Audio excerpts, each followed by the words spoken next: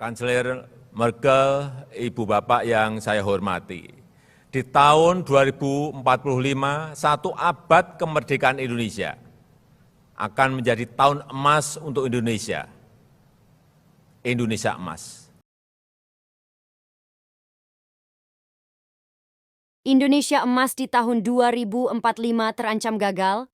Hah, kenapa tuh? Indonesia saat ini menempati posisi keempat sebagai negara dengan populasi terbanyak, di mana data terakhir tercatat bahwa di tahun 2045 Indonesia mendapatkan bonus demografi dengan usia muda mencapai usia produktifnya. Tapi ini bisa juga menjadi bumerang dan malah menggagalkan target Indonesia emas di tahun 2045. Keo bisa? Karena tingkat literasi generasi muda saat ini berada di tingkat yang mengkhawatirkan. Menurut data UNESCO, minat baca masyarakat Indonesia sangat memprihatinkan. Hanya 0,01% yang gemar membaca dan memiliki tingkat literasi yang bagus. Artinya, dari 1.000 orang Indonesia, cuma 1 orang yang rajin membaca dan memiliki tingkat literasi yang baik. Jika penduduk Indonesia saat ini ada 270 juta jiwa, berarti hanya 270 ribu jiwa saja yang senang membaca dan kuat dalam literasi. Data lain dari Central Connecticut State University pada Maret 2016 lalu, Indonesia dinyatakan menduduki peringkat ke-60 dari 61 negara soal minat membaca, persis berada di bawah Thailand dan di atas Botswana. Padahal kita punya target untuk mencapai generasi emas di tahun 2045. Kita geser lagi. Nah, ini dia Indonesia. Indonesia ada di peringkat 60 dunia jika diukur dari banyaknya minat baca masyarakat Indonesia terhadap membaca buku. Tapi posisi literasi kita menempati posisi 2 terendah. Dan banyak sekali data miris terkait tingkat literasi Indonesia saat ini. Dan kenapa ini bisa menggagalkan target Indonesia emas?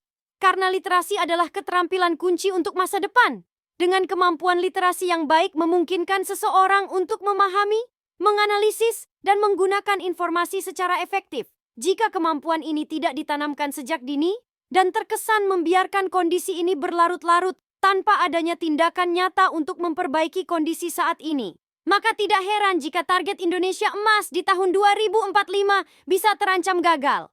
Oleh karena itu, sudah seharusnya seluruh pihak terkait baik itu, dari pemerintah, kementerian, para orang tua, para tenaga pendidik, dan terutama generasi-generasi muda, saat ini mulai berbenah dan berusaha untuk memperbaiki kondisi ini secara masif dan bersama-sama. Tidak berlarut-larut terjebak dalam menghabiskan waktu yang tidak ada manfaat dan saling melempar tanggung jawab yang akhirnya merugikan Indonesia sendiri. Wahai generasi muda, mulailah membiasakan diri untuk membaca, menulis, berpikir ilmiah, membedah soal, belajar suatu hal yang baru, tidak gampang menyerah, meningkatkan interaksi sosial dalam hal yang positif, bersinergi antar lini masyarakat, selalu bekerja keras, berusaha memberikan yang terbaik. Dan tidak lupa berdoa serta bertawakal kepada Allah Subhanahu wa Ta'ala dan meminta pertolongan kepadanya. Ini bisa menjadi kunci dari awal kebangkitan untuk Indonesia.